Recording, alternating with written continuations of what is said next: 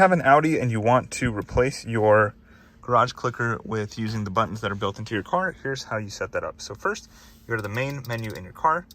You're going to go to Vehicle, and then select left by going this way, and it's going to go to this menu.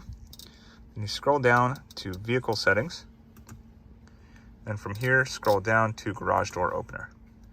Program Garage Door Opener, we're going to program button 1. So you can have 3 different garages if you go to different places like work, or you have multiple homes that you go to. Okay, it says please hold the handheld transmitter towards the inside mirror. So we're going to hold it there.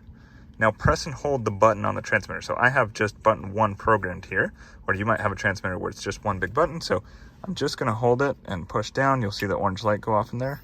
You can hear my garage closing. And it says, would you like to synchronize button 1 now? Yes, I would. Okay, now it says press button 1 twice.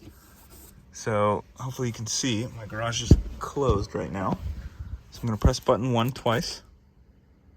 Asks, is the garage door moving? Yes or no? Not yet. Press the adjuster button on the garage door. Double tap there, you can see the garage is opening. So the first time you double press it, it programs. The second time it actually does something. Then you press yes, button 1 has now been programmed successfully. That's it, pretty easy.